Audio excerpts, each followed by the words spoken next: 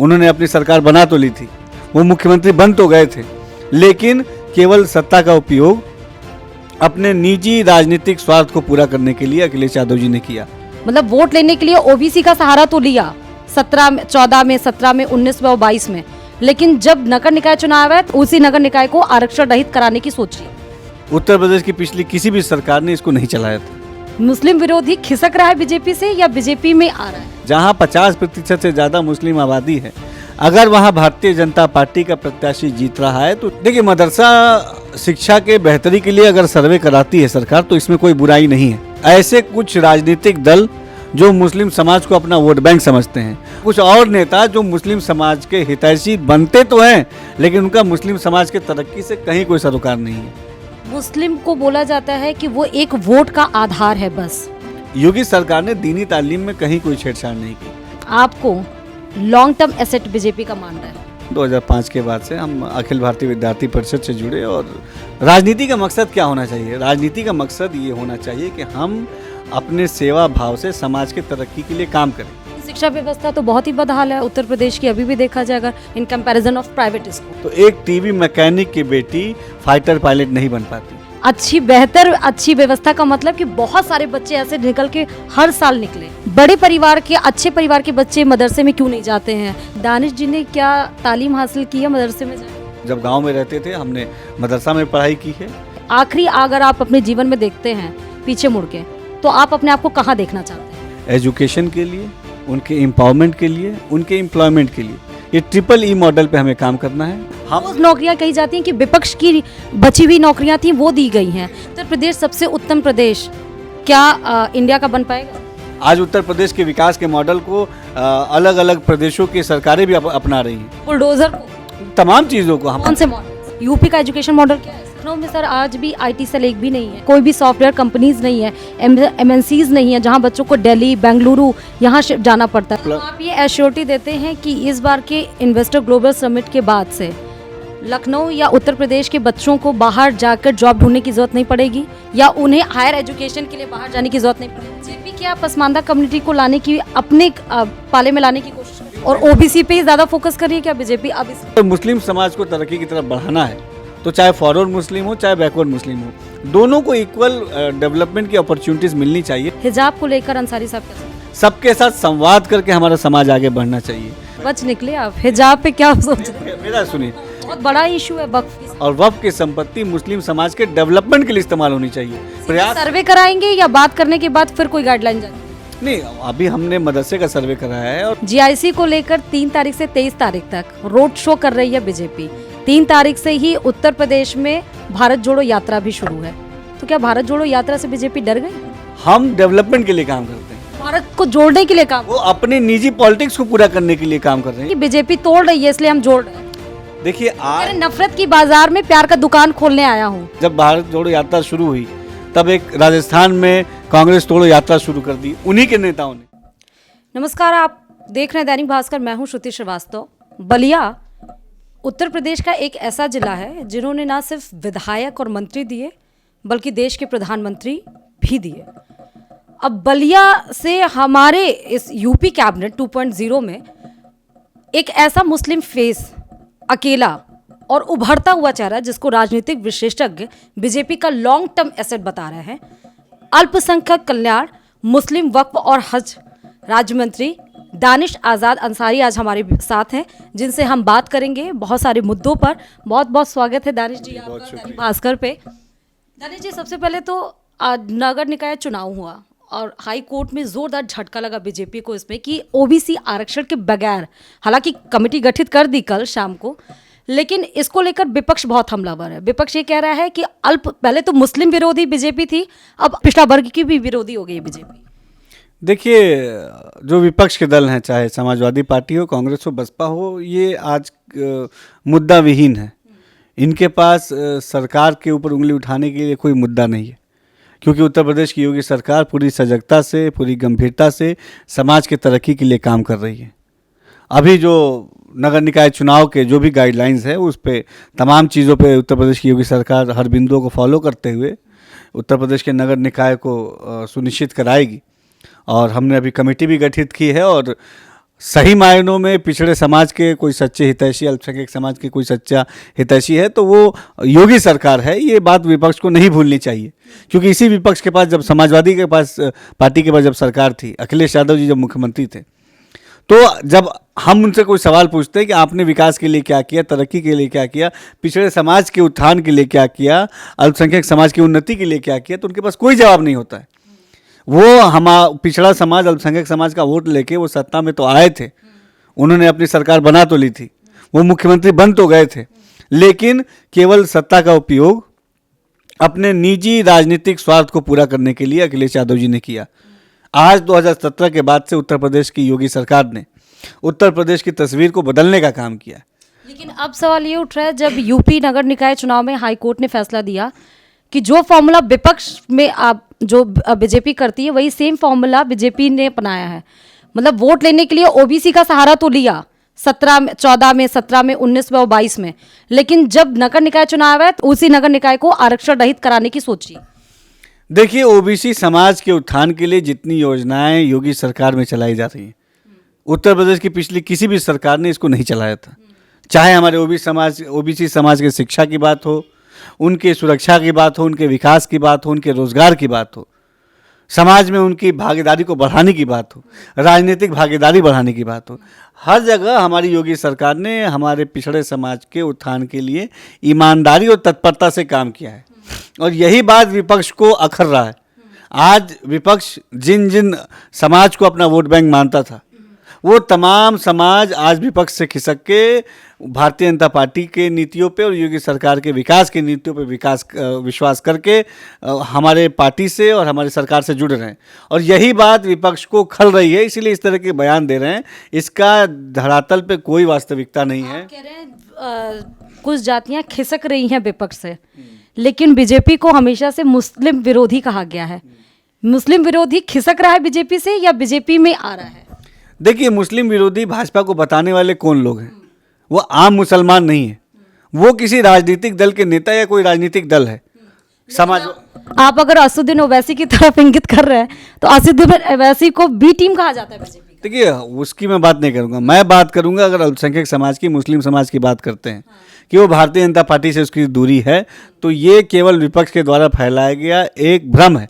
वो क्यों है कि आप देखिए, 2014 का चुनाव हो लोकसभा का, 2017 का विधानसभा चुनाव हो, 2019 का लोकसभा चुनाव हो या 2022 का विधानसभा चुनाव हो, या अभी हालिया जो 3 जगह उपचुनाव हुए हैं, आजमगढ़ का लोकसभा उपचुनाव हुआ, रामपुर का लोकसभा उपचुनाव हुआ, हमारे रामपुर का विधानसभा उपचुनाव हुआ, इन जगहों पे भारतीय जनता पार्टी का प्रत्याशी जीत रहा है। जीतने का क्या मतलब है? जहां 50% से ज़्यादा मुस्लिम आबादी है, अगर वहां भारतीय जनता पार्टी का प्रत्याशी जीत रहा है तो उसका स्पष्ट मतलब है कि वहां पर मुस्लिम समाज ने बढ़ चढ़ के भाजपा के प्रत्याशी को वोट दिया है। और वोट किस लिए दिया है? कि उसको मोदी जी और योगी जी के विकास की नीतियों पे पूरा भरोसा है। मदरसा सर्वे जब से आया तब से भूचाल मचा दिया। असदुद्दीन ओवैसी ने कह दिया छोटा एनआरसी, मायावती ने कह दिया कि मुस्लिमों को दबाने की कोशिश कर रही है। देखिए, मदरसा शिक्षा के बेहतरी के लिए अगर सर्वे कराती है सरकार तो इसमें कोई बुराई नहीं है। इस सर्वे का विरोध उन्होंने किया था जो नहीं चाहते कि मुस्लिम समाज के नौजवान शिक्षित होकर, सशक्त होकर तरक्की की तरफ आगे बढ़ें। तो मुस्लिम को रोकने की कोशिश क्या मुस्लिम ऑर्गेनाइजेशन ही कर रहे हैं आपके कहने में? मुस्लिम ऑर्गेनाइजेशन नहीं कर रहे हैं, ऐसे कुछ राजनीतिक दल जो मुस्लिम समाज को अपना वोट बैंक समझते हैं और वो चाहते हैं कि मुस्लिम समाज के अशिक्षित होके केवल उनके रैलियों में जिंदाबाद मुर्दाबाद के नारे लगाए। रोकना चाहूँगा माफी, लेकिन बड़े बड़े उलेमा भी इसमें चले गए थे। दिल्ली में बैठक हुई थी मदरसा सर्वे। उस बैठक में तमाम लोगों ने, उलेमाओं ने, जितने हमारे मुस्लिम धर्मगुरु हैं, सबने कहा था कि सर्वे की नीयत पे कोई शक नहीं है। ये तमाम जगह से, चाहे दिल्ली में बैठक हुई, चाहे देवबंद में हुई, चाहे बरेली में हुई, कहीं भी बैठक हुई, चाहे लखनऊ में हुई, हर जगह तमाम उलेमाओं ने, तमाम हमारे धर्मगुरुओं ने कहा कि सर्वे के मंशे पे कोई शक नहीं है। सरकार सार्थक दिशा से आगे बढ़ेगी तो सबका सहयोग है। और सबने, पूरे उत्तर प्रदेश के 75 जनपदों में ये सर्वे हुआ, सकुशलता पूर्वक ये सर्वे हुआ। कहीं कोई ऐसा विरोध सर्वे का नहीं हुआ। ग्राउंड लेवल पे विरोध किया तो केवल समाजवादी पार्टी या बहुजन समाज पार्टी, कांग्रेस पार्टी या कुछ और नेता जो मुस्लिम समाज के हितैषी बनते तो हैं, लेकिन उनका मुस्लिम समाज के तरक्की से कहीं कोई सरोकार नहीं है। मुस्लिम को बोला जाता है कि वो एक वोट का आधार है बस। ये भ्रम, ये भी सोच अब टूट रही है, क्योंकि जो विपक्ष बीजेपी ने तोड़ा है। बीजेपी निश्चित तौर पे तोड़ा है। आज अगर मुस्लिम समाज का, एक आम परिवार से आने वाला एक मुस्लिम समाज का नौजवान अगर देश के सबसे बड़े सूबे उत्तर प्रदेश का मंत्री बना है तो वो भारतीय जनता पार्टी के सरकार में बना है। इससे बड़ा उदाहरण अब और नहीं पेश कर सकती भारतीय जनता पार्टी। और आज मुस्लिम समाज भी पूरे विश्वास के साथ योगी सरकार के जो विकास की मॉडल है उस पर विश्वास करते हुए आगे बढ़ रहा है, क्योंकि चाहे मुस्लिम समाज की शिक्षा हो, सुरक्षा हो, मुस्लिम समाज का रोजगार हो, अब हमारी बहनों की तरक्की हो, उनकी शिक्षा हो, हर कसौटी पे हमारी योगी सरकार उत्तर प्रदेश की खरी उतरी है। और हमने समाज की तरक्की के लिए पूरी ईमानदारी से काम किया है। आप देखिए मदरसा एजुकेशन, आम मुस्लिम परिवार का बच्चा मदरसों में पढ़ने जाता है, उस मदरसा एजुकेशन की बेहतरी के लिए किसी ने काम किया है तो उत्तर प्रदेश की योगी सरकार ने किया है। 2000 योजना से जोड़ना चाहते हैं उसको, नई रोशनी नई उड़ान। देखिए मैं बता रहा हूँ, मदरसा एजुकेशन दीनी तालीम के साथ साथ योगी सरकार ने दीनी तालीम में कहीं कोई छेड़छाड़ नहीं की, लेकिन दीनी तालीम के साथ साथ आधुनिक शिक्षा भी हमारे मदरसे के बच्चा पढ़े, वो भी मैथ साइंस कंप्यूटर पढ़े, वो भी स्पोर्ट्स एक्टिविटीज़ में भाग ले, वो भी साइंस एग्जीबिशंस करे, ये योगी सरकार की सोच है। हमने दीनी तालीम के साथ साथ आधुनिक शिक्षा को भी मदरसा शिक्षा से जोड़ा, एनसीसी एनएसएस मदरसे में लागू किया। हमने मदरसा का जो पाठ्यक्रम है उसके लिए एक प्लेटफॉर्म बनाया, ऑनलाइन एप्लीकेशन बनाया, मदरसा ई लर्निंग ऐप। इन तमाम बिंदुओं से हमने मदरसा एजुकेशन की बेहतरी के लिए, तरक्की के लिए ईमानदारी से काम किया है। और हमारे प्रयास का ही नतीजा है कि आज हमारा नौजवान वो शिक्षित होकर, सशक्त होकर आगे बढ़ रहा है। हमारे नौजवानों के अंदर एक जज्बा आ रहा है, पॉजिटिव जज्बा आ रहा है, वो भी शिक्षा की तरफ आगे बढ़ के समाज के मुख्य धारा से जुड़ रहे हैं। हमारा बच्चा मदरसों से निकलकर मौलवी भी बने, इमाम भी बने, और हमारा बच्चा मदरसों से निकलकर आईएएस आईपीएस भी बने, डॉक्टर भी बने। इस सोच के साथ हमारी योगी सरकार काम कर रही है। और शायद यही आपका जो बोलने का तरीका है या रिस्पॉन्ड करने का, मुझे लगता है इसीलिए राजनीतिक विशेषज्ञ आपको लॉन्ग टर्म एसेट बीजेपी का मान रहा है। देखिए ये अलग चीज़ है, हमें राजनीति की सोच करनी चाहिए, ये ज़्यादा इम्पॉर्टेंट है। और ये राजनीति की सोच अंसारी साहब की कब से शुरू हुई? देखिए मैं जब लखनऊ यूनिवर्सिटी में यहाँ पढ़ने आया 2005 के बाद से हम अखिल भारतीय विद्यार्थी परिषद से जुड़े और तमाम स्टूडेंट मूवमेंट्स में हमने हिस्सा लिया। और तब हम छात्र हितों की बात उठाते थे, छात्र हित के लिए काम करते थे। फिर हमने समाज के तरक्की के लिए काम किया। फिर धीरे धीरे हम भारतीय जनता पार्टी से जुड़े। और राजनीति का मकसद क्या होना चाहिए? राजनीति का मकसद ये होना चाहिए कि हम अपने सेवा भाव से समाज के तरक्की के लिए काम करें। राजनीति पॉजिटिव तरीके से हम समाज को कैसे आगे ले जा सकते हैं, नौजवानों को कैसे आगे ले जा सकते हैं, शिक्षा के बेहतरी के लिए क्या कर सकते हैं, समाज की बेहतरी के लिए क्या कर सकते हैं, ये चीज़ें राजनीति का मूल मंत्र हैं। और यही मूल मंत्र भारतीय जनता पार्टी के अंदर है। अल्पसंख्यक मंत्री हैं आप, कल्याण मंत्री, अल्पसंख्यकों का क्या कल्याण बीजेपी के द्वारा उत्तर प्रदेश में हो रहा है? कितना परसेंट हुआ है? जितना तरक्की अल्पसंख्यक समाज की भारतीय जनता पार्टी और योगी सरकार में हुई है, ऐसा पिछली किसी सरकार में नहीं हुआ। देखिए अल्पसंख्यक समाज की तरक्की कैसे हो सकती है या किसी भी समाज की तरक्की कैसे हो सकती है? उनके शिक्षा के लिए काम करना, उनके सुरक्षा के लिए काम करना, उनके रोजगार के लिए काम करना। लेकिन शिक्षा व्यवस्था तो बहुत ही बदहाल है उत्तर प्रदेश की। अभी भी देखा जाए अगर प्राइमरी स्कूल्स में अगर जाएं या गवर्नमेंट स्कूल्स में आप जाएं in comparison of private schools. अगर आप ऐसा कहती हैं तो आपको उदाहरण देखना चाहिए। अभी हमारी एक बिटिया सानिया मिर्जा, मिर्जापुर, जो मिर्ज़ापुर के एक आम परिवार से आने वाली बच्ची है, जिसके पिताजी टीवी मैकेनिक है। उसने पूरे देश में उत्तर प्रदेश का नाम रोशन किया है। वो पहली ऐसी महिला बनी है मुस्लिम समाज की जो फाइटर पायलट विंग में जा रही है। और कल माननीय मुख्यमंत्री जी ने उससे भेंट करके उसको प्रोत्साहित किया, वो ट्रेनिंग पे गई है। तो अगर शिक्षा व्यवस्था बेहतर नहीं होती उत्तर प्रदेश की तो एक टीवी मैकेनिक की बेटी फाइटर पायलट नहीं बन पाती। तो ये आपने ही बोला कि एक अभी ऐसी मुस्लिम लड़की निकल के गई है। अच्छी व्यवस्था का मतलब कि बहुत सारे बच्चे ऐसे निकल के हर साल निकले। उसके बारे में बताता हूँ आपको। मदरसा शिक्षा व्यवस्था है जहाँ आम मुस्लिम परिवार का बच्चा जाता है। आपको अभी नहीं लगता है कि उस मदरसे में सिर्फ आम या गरीब बच्चा मुस्लिम परिवार का जाता है? बड़े परिवार के, अच्छे परिवार के बच्चे मदरसे में क्यों नहीं जाते हैं तालीम हासिल करने के लिए? 17 से पहले नहीं जाते थे। वो किस लिए नहीं जाते थे? कि वहाँ व्यवस्थाएं अच्छी नहीं थी। 17 के बाद से उत्तर प्रदेश की योगी सरकार ने मदरसा शिक्षा में एनसीईआरटी कोर्स लागू किया। आज हर परिवार का बच्चा मदरसे की तरफ रुख करके समाज के जो मेन स्ट्रीम की एजुकेशन वो हासिल करके तरक्की की तरफ आगे बढ़ रहा है। मदरसा एजुकेशन की बेहतरी के लिए हमने अभी जो पिछले साल के मदरसा बोर्ड के रिजल्ट थे, उनके टॉपर को टैबलेट फ़ोन 51,000 रुपये वो वितरित किया। ये योगी सरकार ने किया। हमने लगातार शिक्षा व्यवस्था की बेहतरी के लिए ईमानदारी से काम किया है। और ये बच्चे, सानिया मिर्ज़ा एक उदाहरण नहीं है, ऐसे हज़ारों बच्चे हमारे उत्तर प्रदेश के उदाहरण हैं जिन्होंने हमारे प्रदेश की शिक्षा व्यवस्था से लाभ लेके वो तरक्की की तरफ आगे बढ़े हैं। ऐसे तमाम बच्चे हमने, चाहे मदरसा एजुकेशन से निकले बच्चों को जो है साइंस एजुकेशन में आगे बढ़ाने का काम किया हो, चाहे मेडिकल एजुकेशन में आगे बढ़ाने का काम किया हो, चाहे सिविल सर्विसेज में आगे बढ़ाने का काम किया हो, हर दिशा में हमने बच्चों को प्रोत्साहित करके उनके रुचि के अनुसार वो आगे बढ़ें, समाज का नाम आगे बढ़ाएं, हमारे उत्तर प्रदेश का नाम रोशन करें। इस सोच के साथ हमारी सरकार काम कर रही है। मुझे लगता है जनता ये भी जानना चाहेगी, दानिश जी ने क्या तालीम हासिल की है मदरसे में जाके? हम जब शुरुआत में थे, बचपन में हम जब गांव में रहते थे, हमने मदरसा में पढ़ाई की है और हम मदरसे से में भी कुछ साल पढ़े। फिर हमने प्राइमरी एजुकेशन भी लिया, फिर हमने पढ़ाई करने लखनऊ यूनिवर्सिटी भी आए। तो शिक्षा बहुत ज़रूरी है हमारे समाज के लिए। और ये आपका स्टेटमेंट भी है कि नौजवानों को एम्पावर होना चाहिए स्टेट और कंट्री को आगे बढ़ाने के लिए। तो आपका नज़रिया, अब आप जो एक तुक जुड़ा हुआ है कि बीजेपी मुस्लिम विरोधी है, इस पे काम कर रहे हैं, और आप क्योंकि बिल्कुल यंग लीडर हैं अभी बीजेपी में और अकेला मुस्लिम फेस है, तो दानिश अंसारी का लास्ट एम क्या है? आखिरी अगर आप अपने जीवन में देखते हैं पीछे मुड़ के, तो आप अपने आप को कहाँ देखना चाहते हैं? देखिए, हम लोग समाज की सेवा के लिए आए हैं। हम हमेशा अपने आप को समाज की सेवा करते हुए देखना चाहते हैं।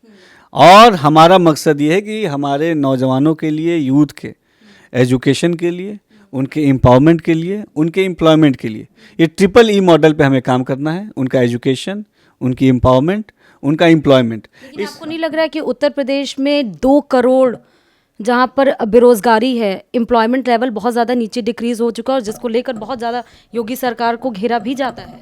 विपक्ष के पास कोई मुद्दा नहीं सर, ये सीएमआई के आंकड़े हैं। देखिए, मैं आपको बताऊं, हमने 5.5 लाख से अधिक सरकारी नौकरियां दी हैं। वो नौकरियां कही जाती हैं कि विपक्ष की बची हुई नौकरियां थी वो दी गई हैं।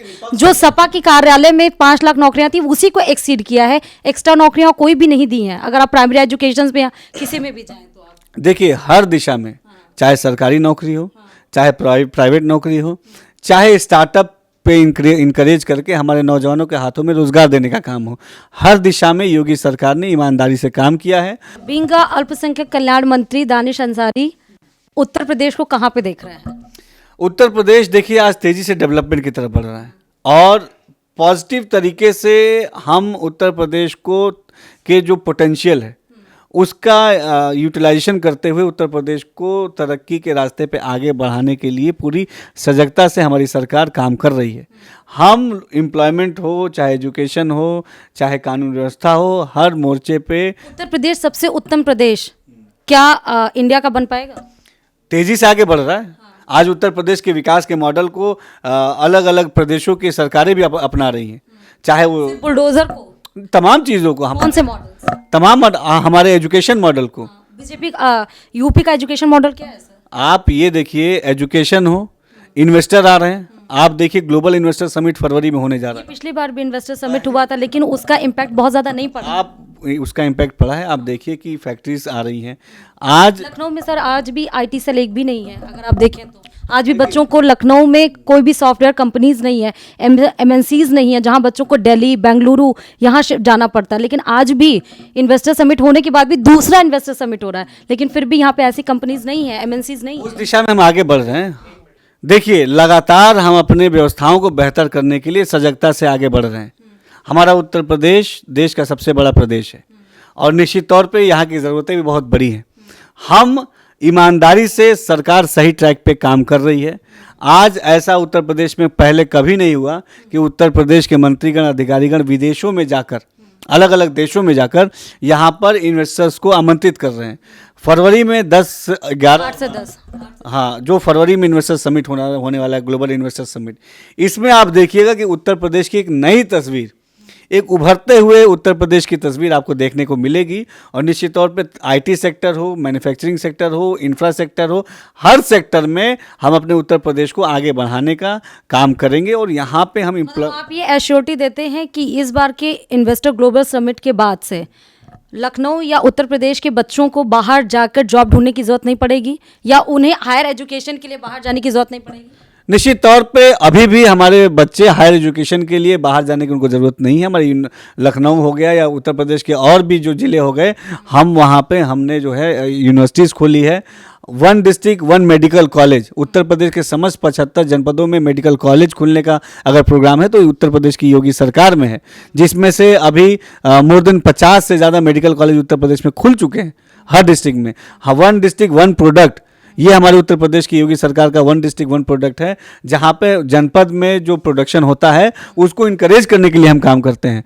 1 डिस्ट्रिक्ट 1 स्पोर्ट्स को आगे बढ़ाने के लिए उस डिस्ट्रिक्ट में हम स्पोर्ट्स की फैसिलिटीज़ को डेवलप कर रहे हैं। तो तमाम कदम से योगी सरकार सकारात्मक दिशा में आगे बढ़ रही है और सबके सहयोग, सबके साथ से निश्चित तौर पर हम उत्तर प्रदेश को उत्तम प्रदेश बनाएंगे। अंसारी साहब ने बलिया को कितना बढ़ा दिया? बलिया में हमारा मेडिकल कॉलेज खुलने वाला है। बलिया में हम आधुनिक बस अड्डे बना रहे हैं। बलिया में हम निकट अभी समय में वहाँ पे तमाम जो युवाओं के रोज़गार के लिए, उनके शिक्षा के लिए जो ज़रूरी चीज़ें हैं, वो तमाम चीज़ें हमारी सरकार मुहैया कराएगी। बलिया में हमने यूनिवर्सिटी खोला है।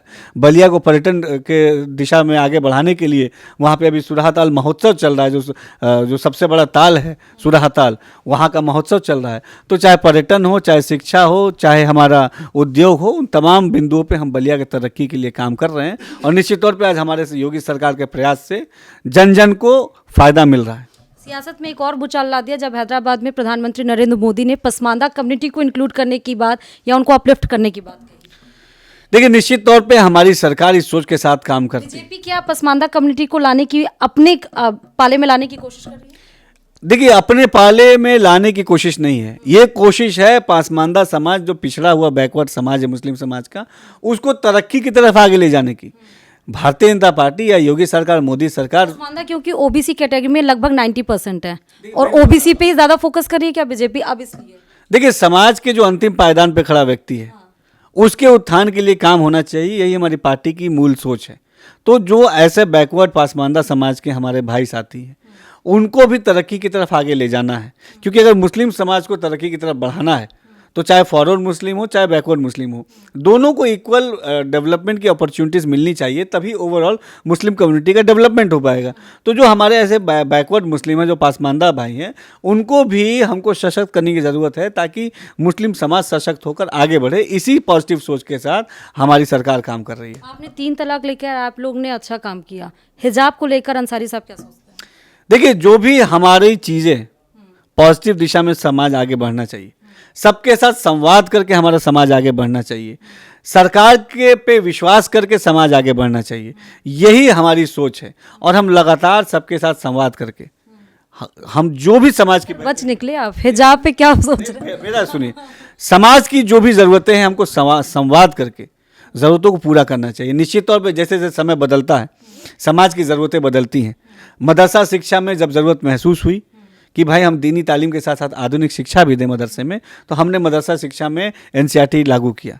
हम तमाम, अब देखिए, वक्फ की संपत्तियाँ, वक्फ की संपत्ति मुस्लिम समाज बहुत बड़ा इशू है वक्फ की संपत्ति, उस पे योगी सरकार गंभीरता से काम करके वक्फ की संपत्ति पे जो अवैध कब्जा है उसको हटा रही है, और वक्फ की संपत्ति मुस्लिम समाज के डेवलपमेंट के लिए इस्तेमाल होनी चाहिए। इस चीज़ पे हम काम कर रहे हैं। वहाँ पे स्कूल खुले, कॉलेज खुले, वहाँ पे हम ऐसी तमाम फैसिलिटीज़ दें जिससे मुस्लिम समाज के डेवलपमेंट के लिए वो चीज़ हो पाए। इन चीज़ों पे योगी सरकार काम कर रही है और हमारे प्रयास। सर्वे कराएंगे या बात करने के बाद फिर कोई गाइडलाइन जारी करेंगे? नहीं, अभी हमने मदरसे का सर्वे कराया है और वक्फ पे जो अवैध कब्जे हैं लगातार उन पे उनको कब्जा मुक्त कर रहे हैं। तो हम लगातार जो भी हमारे समाज के लिए ज़रूरी चीज़ें हैं उस पे हम काम कर रहे हैं। और दानिश जी, बस मेरा आखिरी सवाल आपसे, जीआईसी को लेकर 3 तारीख से 23 तारीख तक रोड शो कर रही है बीजेपी। 3 तारीख से ही उत्तर प्रदेश में भारत जोड़ो यात्रा भी शुरू है, तो क्या भारत जोड़ो यात्रा से बीजेपी डर गई? देखिए, भारत जोड़ो यात्रा का जमीनी स्तर पे कहीं कोई रिस्पांस नहीं है। नहीं है? आम जन बीजेपी में तो जनसलाह दिया। देखिए, दिल्ली में देखिए वो क्या, मेरी बात सुनिए। आप देखिए, उत्तर प्रदेश में जब ये यात्रा आएगी तो आप देखिएगा कहीं कोई उसका रिस्पांस नहीं है। क्योंकि जब राहुल गांधी जी तमाम विपक्षी दलों से आह्वान करें कि उनके साथ आएं, किसी भी विपक्षी दल ने उनके साथ आने में सहमति नहीं जताई है। तो ये स्पष्ट दर्शाता है कि इस भारत जोड़ो यात्रा का कहीं कोई अखिलेश यादव ने कहा है कि उनके पास इनविटेशन नहीं गया, इनविटेशन जाएगा तो वो देखेंगे। देखिए, ये उनका मसला है। हमारा मसला ये है कि हम पॉजिटिव तरीके से ग्लोबल 3 तारीख से ही क्यों आ गए, आगे पीछे भी डेट हो सकता है। तो वो यूपी आ रहे हैं, हम अलग अलग देश के अलग अलग कोनों में जाके इन्वेस्टर्स को लाने के लिए काम करेंगे। हम डेवलपमेंट के लिए काम करते हैं और कांग्रेस पार्टी राहुल गांधी जी भारत को जोड़ने के लिए काम, वो अपने निजी पॉलिटिक्स को पूरा करने के लिए काम कर रहे हैं। ये अभी क्यों कर रहे हैं जब लोकसभा चुनाव आने वाला है? अभी इससे पहले वो ऐसी यात्रा क्यों नहीं कर रहे थे? बोल चुके ना कि बीजेपी तोड़ रही है इसलिए हम जोड़ रहे हैं। देखिए, आज नफरत की बाजार में प्यार का दुकान खोलने आया हूँ। देखिए, पहले तो उनको अपनी पार्टी को ही संभालना चाहिए। उन्हीं के पार्टी के लोगों में कितना कलह, जब भारत जोड़ो यात्रा शुरू हुई तब एक राजस्थान में कांग्रेस तोड़ो यात्रा शुरू कर दी उन्हीं के नेताओं ने। तो उनको पहले अपनी पार्टी के जो नेतागण हैं उनको समझा के उन्हीं को पहले जोड़ना चाहिए, तब उनको इस यात्रा पर बढ़ना चाहिए। निश्चित तौर पे मेरा जो मानना है कि आम जनमानस में इस यात्रा का कहीं कोई रिस्पांस नहीं है। आज मोदी सरकार, योगी सरकार के विकास मॉडल पे सबको विश्वास है और इसी विश्वास के बल पे हम लगातार जनता की तरक्की के लिए ईमानदारी से काम कर रहे हैं। तो ये दानिश आज़ाद अंसारी से जिनसे हमने तमाम मुद्दों पर बात की, और शायद युवा अकेले मुस्लिम फेस हैं बीजेपी में, लेकिन जिस तरीके से विभागीय उन्होंने बताया कि सारे मुद्दों पर उन्होंने बताया कि किस तरीके भारत जोड़ो यात्रा या अल्पसंख्यक कल्याण के लिए ये किस तरह से काम कर रहे हैं, बीजेपी के मॉडल को दर्शाया। इन्वेस्टर ग्लोबल समिट होने वाला है, लेकिन देखना ये है कि आगे उत्तर प्रदेश क्या उत्तम प्रदेश बन पाता है या फिर नहीं। तो बहुत बहुत शुक्रिया दानिश जी हमारे साथ जुड़ने के लिए। कैमरा पर्सन आशुतोष के साथ श्रुति श्रीवास्तव, दैनिक भास्कर, लखनऊ।